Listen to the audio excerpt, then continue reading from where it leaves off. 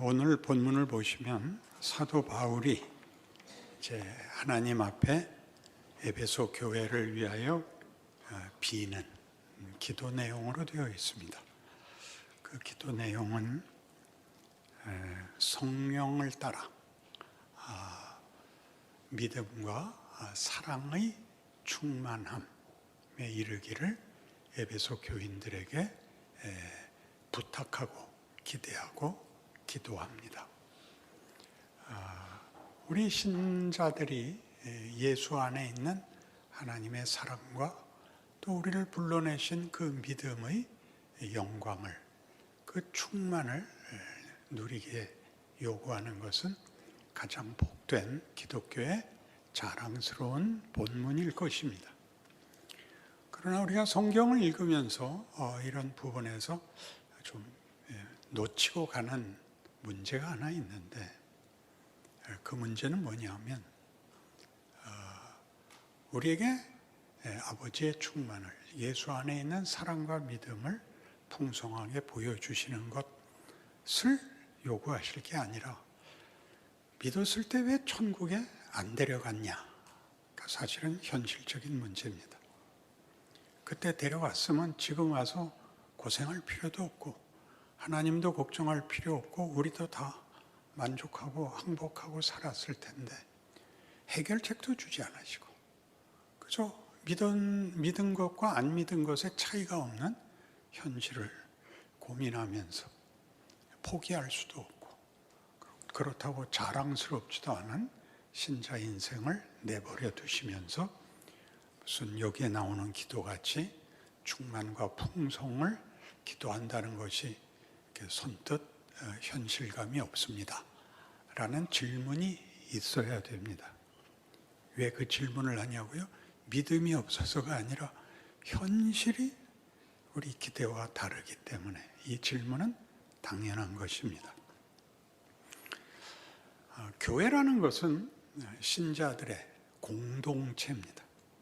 각 개인을 위하여 기도하는 것이 아니라 교회를 위하여 이 기도문이 성립되고 있고 그 간구를 주 앞에 내어놓고 있는데, 공동체라는 것은 연합, 관계, 교제를 전제한 것입니다. 그러니까 교회 공동체에서 이 관계나 연합이라는 것이 가지는 현실적인 내용은 무엇이냐면, 교회 공동체에는 출생이 있어야 합니다. 여기서 출생은 우리 일반적인 모든 인생들이 태어나는 것 말고 예수를 믿고 하나님의 자녀라는 것을 깨우치는 것을 말합니다. 새 사람으로 출생하는 일이 교회 공동체에는 늘 있어야 되고, 그리고 그 출생한 아이가 자라나야 됩니다. 그 자라난 아이들은 그 다음 단계인 사춘기, 보통 그렇게 얘기하는 자신의 정체성을 확인하는 혼란과 곤란에 처해지는 때까지 행복하게 살 수 있습니다. 그러나 이 혼란기와 이 정체성에 대한 확인이 이루어지지 않으면 그 개인은 성인이 되지 못합니다. 성인이 된다는 것은 자신을 이해해야, 자신의 지위와 신분을 알아야 선택을 하고 책임을 지고 남을 도울 수 있습니다. 그래서 교회 안에는 이 세 단계 혹은 이 네 단계 혹은 이 네 과정이 늘 반복됩니다. 언제든지 새로운 영혼이 하나님 앞에서 새 사람으로 태어나고 그가 하나님의 자녀라는 이름으로 마음껏 진리를 배우며 순진함과 축복 속에서 행복하게 사는 시간을 가지게 됩니다. 따지고 보면 이 네 단계 중에 제일 행복한 단계가 이 두 번째 단계일 것입니다. 이 두 번째 단계를 왜 놔두지 않고 고민과 반발의 자리로 끌고 갈까요? 여러분들도 자녀 기르듯이 길러서 경험했듯이 이때는 자기 주장이 없습니다. 자기 판단도 자기 책임도 자기 짐도 없습니다. 하라는 대로만 하면 됩니다. 엄마가 하지 말랬어. 엄마가 시키는 대로 했어. 이게 이제 다죠. 거기에 아빠는 잘 등장을 안 합니다. 그것이 사춘기에 가면 나는 왜 엄마가 시키는 대로만 해야 돼? 라는 데 오는 거죠. 난 하기 싫은데 나한테도 물어봐줘. 여기 오죠. 이걸 하나님이 요구하고 있다는 사실을 기억해야 됩니다.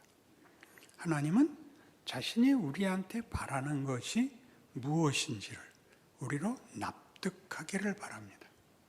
그것은 선악을 분별하는 정도, 도덕적 문제에 관한 분별 정도가 아니라 인간이라는 존재의 정체성과 운명에 대한 질문을 던지십니다.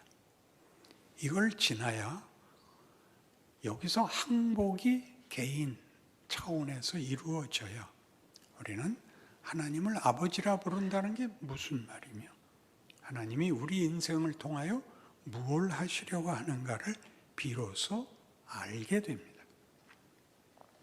우리가 알게 되어야 하는 것은 지금 이 네 단계에서 얘기했듯이 유소년기에 가지는 단순한 복종이 아니라 우리의 항복인데 그런 일로 하나님은 우리를 하나님의 충만하심으로 채우며 또 세상 한가운데서 그리스도 예수 안에서 하나님이 그의 충만을 보이신 것 같이 세상 앞에 교회로 하나님의 충만을 보이라고 얘기한다는 것을 성육신을 비추어 깨달아야 합니다.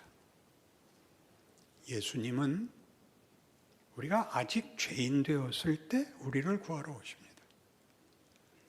우리는 우리가 하나님을 찾거나 필요를 알거나 간절해서 그 응답으로 오신 것이 아니라 로마서 5장 8절 같이 우리가 아직 죄인 되었을 때 그리스도께서 우리를 위하여 죽으심으로 하나님께서 우리에 대한 자기의 사랑을 확증하셨느니라 해서 보듯이 그것은 하나님의 창조와 부활과 종말에 관한 하나님의 창조주로서의 책임을 포기하시지 않은 역사를 말하는 것입니다. 그러니까 구원론을 얘기할 때마다 우리는 죄지어서 지옥 갈 우리를 예수를 보내어 그 피로 죄를 사면하시고 우리를 천국에 데려가기로 하셔서 이렇게 간단한 문제가 아니라 하나님을 떠나 있어서 생명에 대하여, 진리에 대하여, 영광에 대하여, 명예에 대하여 아무것도 만들 수가 없는 존재가 된 인간을 하나님의 창조의 목적을 기어코 고집하사 그의 성실하심으로 우리의 소멸될 부패한 못난 존재를 회복시켜 가르쳐 성숙한 예수 그리스도 안에 있는 하나님의 충만으로 우리를 부르고 있다. 이것이 역사고 이것이 예수의 성육신인 것입니다. 그러니 히브리서 5장 8절에 나온 바와 같이 그가 아들이시라도 받으신 고난으로 순종함을 배워서 온전하게 되셨다라는 말은 거듭 강조하지만 하나님은 하나님의 의로우심과 우리의 못난 것을 대조하여 자신을 증명하는 것을 결단코 원치 않으시고 우리를 온전케 만들므로써만이 창조주로서 자신의 영광을 증명하겠다. 이렇게 말하는 것이 기독교입니다. 그래서 하나님은 우리가 하나님을 버리고 무지한 자리, 부패한 자리, 멸망의 자리에 들어간 거기까지도 따라 들어오사 하나님이 하나님이라는 걸 증명했다. 이렇게 얘기하는 것이 성육신, 십자가인 것입니다. 그러니 똑같이 하나님은 우리에게 이렇게 얘기하는 겁니다. 내가 그렇게 하여 하나님인 것을 너희에게 납득시켰듯이 내가 그렇게까지 한 결과물과 목적물이 되어야 한다. 이것이 기독교입니다. 그러니 구원이란 지옥 갈 우리가 사면을 받아서 천국을 가게 된 문제가 아니라 소용없이 된, 헛것이 된, 거짓이 된, 못난 것이 됐고 저주받은 존재가 다시 창조의 목적을 회복하여 영광과 위대함과 찬송과 기쁨과 감사의 자리에 가야 된다라고 성경이 얘기하고 있다. 그것입니다. 그러면 우리가 이 문제를 받아들였을 때 하나님은 그것을 왜 교회 공동체로 하시는가? 여러분 잘 아시다시피 성육신은 말구유에서 태어나시고 십자가에 죽으시고 부활하시는 데까지로 하나님이 예수 안에서 무엇을 하셨는가가 역사 속에, 인생 속에 구체적으로 만들어집니다. 그 예수의 부활로 끝난 완결이 승천하시는 예수님께서 아버지께서 하늘과 땅의 권세를 내게 주셨으니 너희는 가서 모든 족속으로 제자를 삼아 아버지와 아들과 성령의 이름으로 세례를 주고 내가 너희에게 분부한 모든 것을 가르쳐 지키게 하라라는 것으로 이 성육신이 가지는 구원, 천국 가는 문제보다 더 시급하고 중요한 내용인 하나님의 영광의 찬송이 되는 인간을 만들어내는 일을 역사 속에서 오고 오는 세대 속에서 모든 인류에게 이루시겠다라고 교회를 세우고 제자들을 파송합니다. 우리는 선교적 차원에서 이 일을 잘 이해하고 있지만 그것보다 크게 볼지어다 내가 세상 끝날까지 너희와 항상 함께 있으리라가 덧붙여집니다.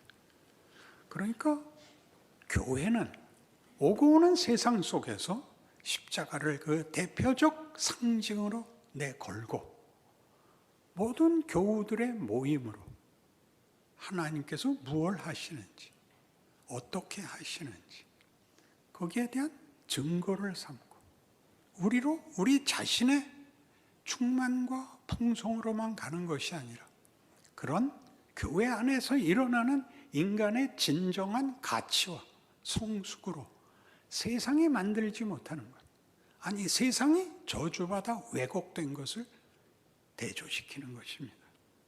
세상이 잘못하는 것은 무엇이죠?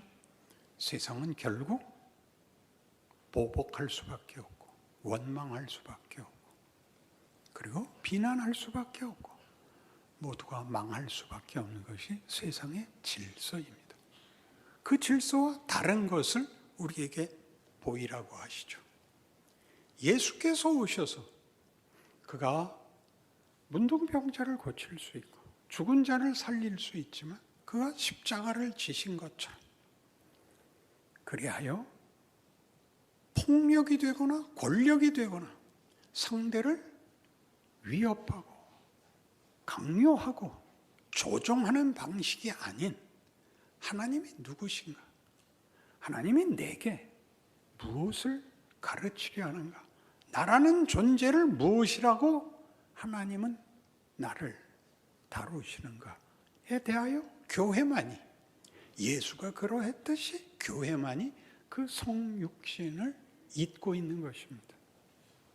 그러니까 교회는 함께 모여 각각이 다 신앙상의 유익을 성숙을 도모해야 마땅하지만 동시에 그것은 세상 앞에 세상에서 우리가 보는 모든 가정, 모든 직장, 모든 모임에서 사람들은 결국은 권력 싸움 이외에 아무것도 할 수 없는 세상과 교회가 극단적으로 대조되어야만 하는 것입니다.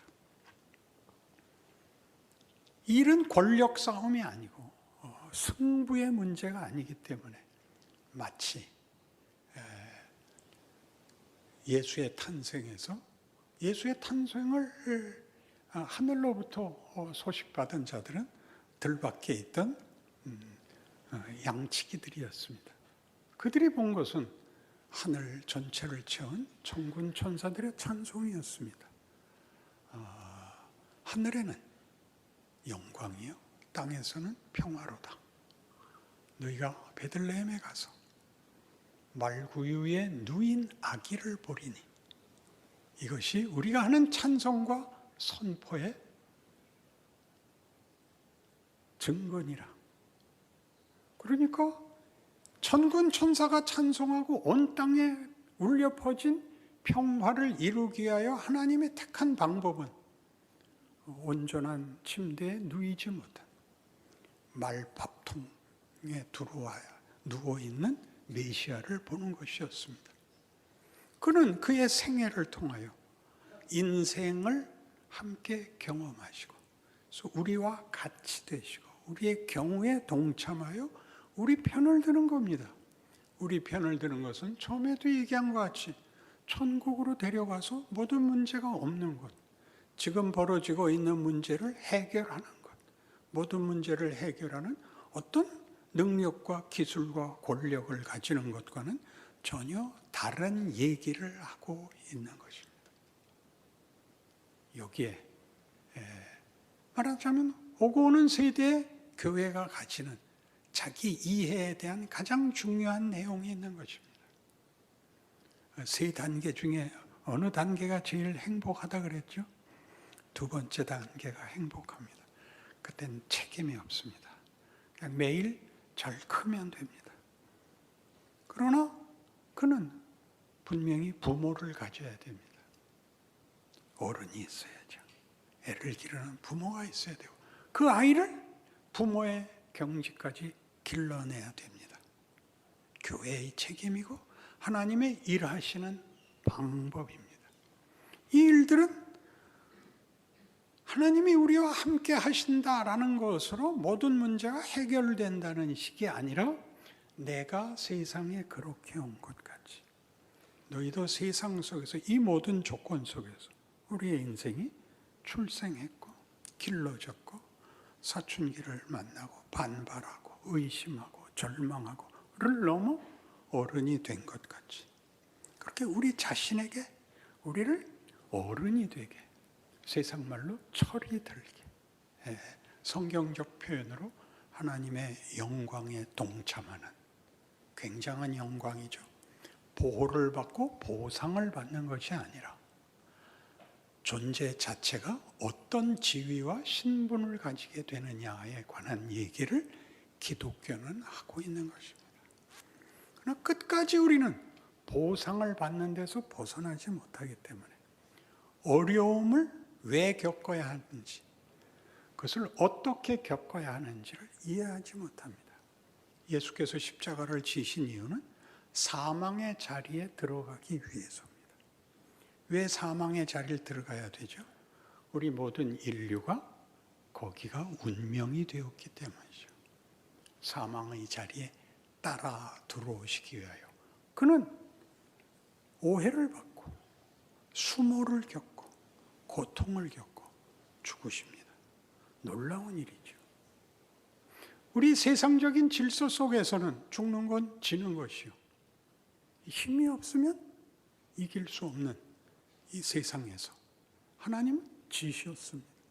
죽으셨습니다. 있을 수 없는 얘기를 함으로써 우리로 하여금 보이는 세상이 전부가 아니다. 아니, 보이는 세상은 잘못된, 왜곡된, 부패한, 무지한, 부끄러운 현상이다. 그렇게 얘기를 하고 우리를 권면하는 것이죠. 그러니까 교회 나온다는 것이 무슨 뜻이며 교회로 모인다는 것이 무슨 뜻이며 교회가 시대마다 지역에 십자가를 내단다는 게 무슨 뜻인지 하나님이 얼마나 그의 지혜와 권능을 동원하여 하나님이심을 일하고 있는가에 대한 보이는 감격이 되어야 하는 것입니다. 우리 모두가 불편한 가운데 어디에 묶여서 더 이상 자기가 하고 싶은 대로 일을 할 수 없는 조건 속에서 하나님이 나에게 보다 좋은 환경과 지위를 주신다면 내가 마음껏 주를 위하여 일을 했을 텐데요 라는 기도는 맞지 않습니다. 여러분은 메시아가 이미 되어 있는 겁니다. 여러분은 그 율법사가 주님 앞에 와서 한 기도를 다시 한번, 아니 그 질문을 생각하셔야 됩니다. 율법 중에 제일 큰 계명이 무엇입니까? 첫째는 네 마음을 다하고 뜻을 다하고 성품을 다하여 주 너의 하나님을 사랑하라 하셨으니 이것이 크고 첫째가 는 계명이요. 둘째는 그와 같으니 네 이웃을 네 몸같이 사랑하라 하셨으니 이 두 율법이 온 율법과 선지자의 강령이니라가 됩니다. 무시무시한 말이죠. 예수를 믿으면 이웃을 사랑하셔야 돼요. 이웃이라는 것은 하나님이 묶어준 옆에 사람입니다. 그 시대, 그 사회, 여러분의 자리죠. 여러분의 직장, 여러분의 가족, 여러분이 매일 만나는 사람들 앞에서 여러분은 뭐가 돼야 된다고요? 하나님을 사랑하듯 그를 사랑해야 됩니다.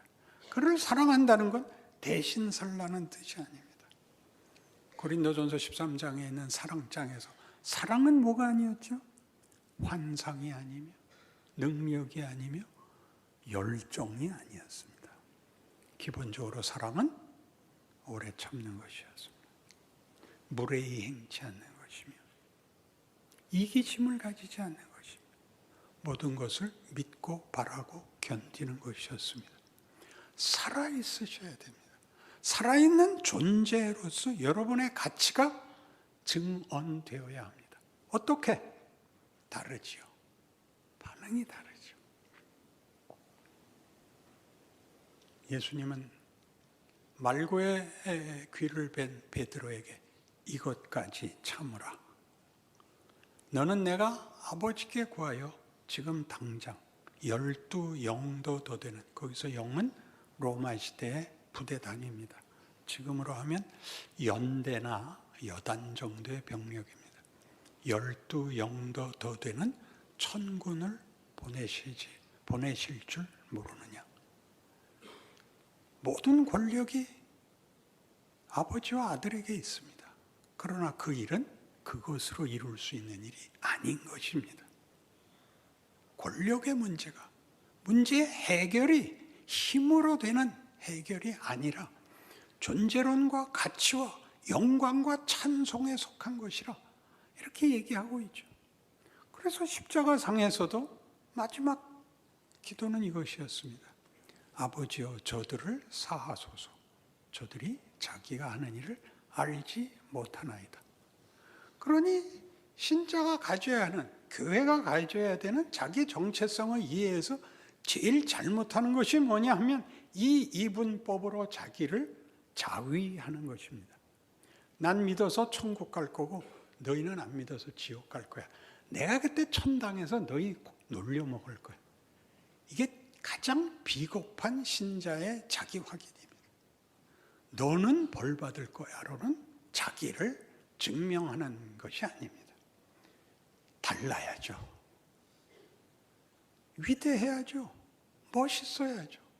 더 부유하고 더 용서하고 더 넉넉하고 그런 것들을 위대하다고 하지, 너는 죽어야 돼 라는 말로 자기를 증명하는 건 얼마나 비겁한가요?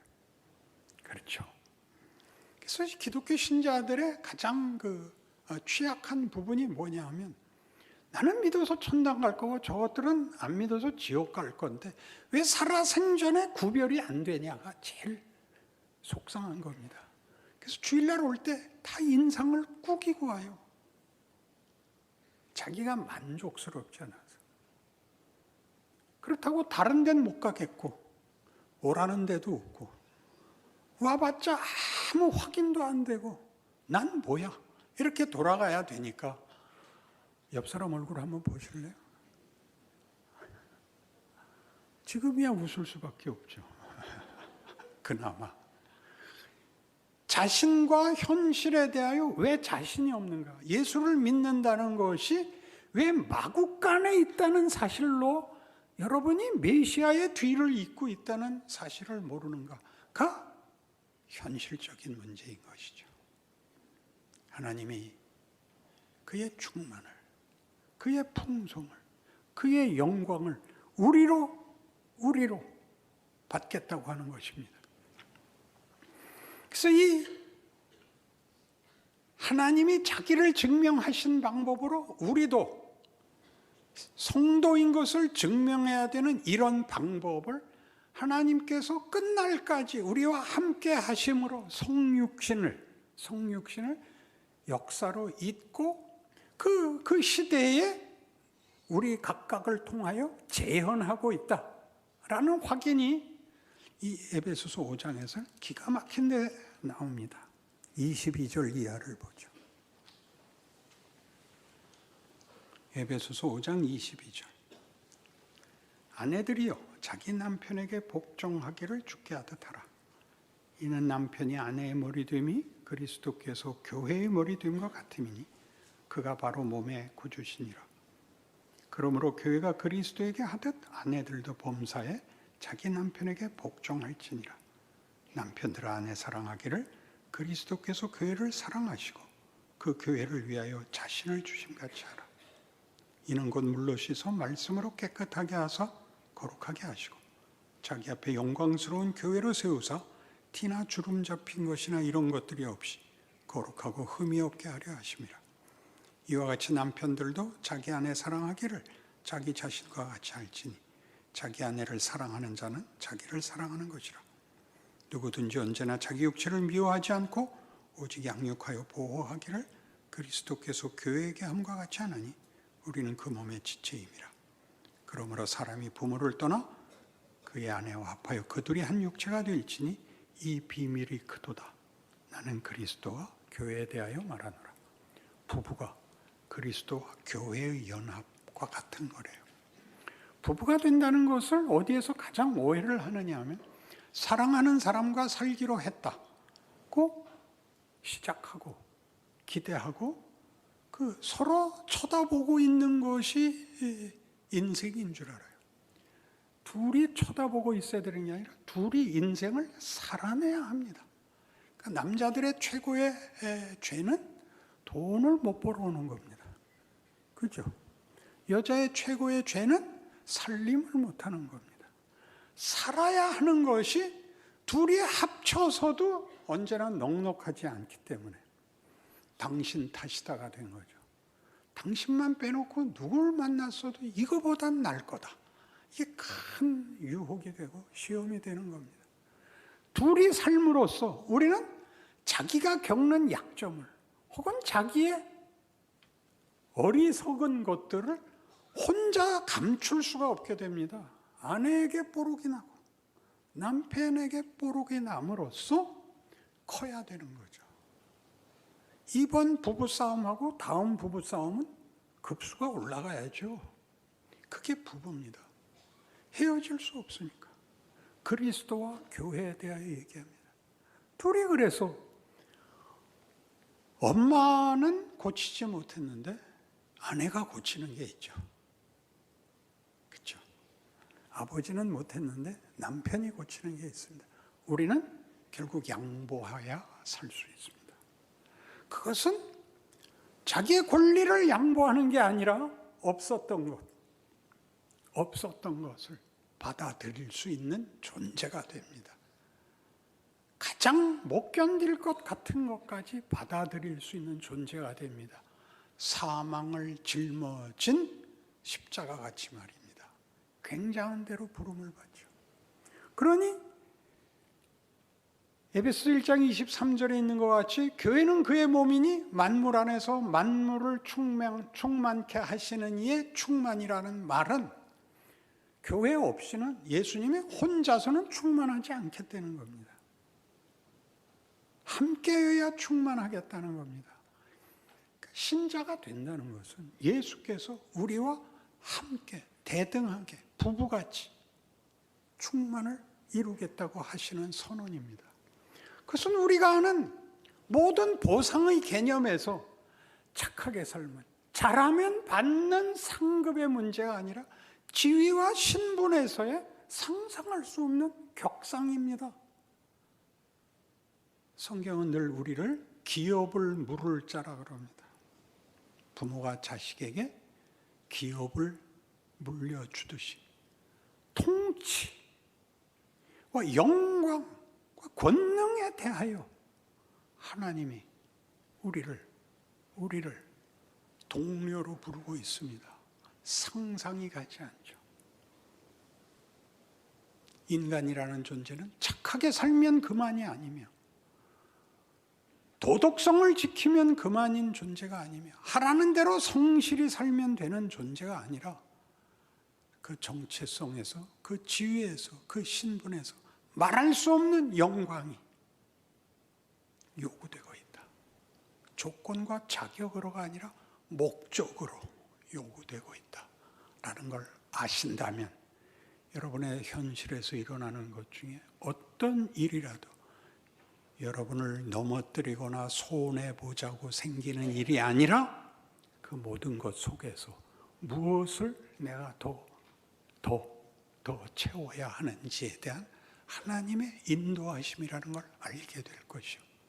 눈물과 비명이 결코 손해가 되지 않는 인생이라는 것을 확인하는 여러분의 건강한, 풍성한 하루하루가 되실 것으로 믿습니다.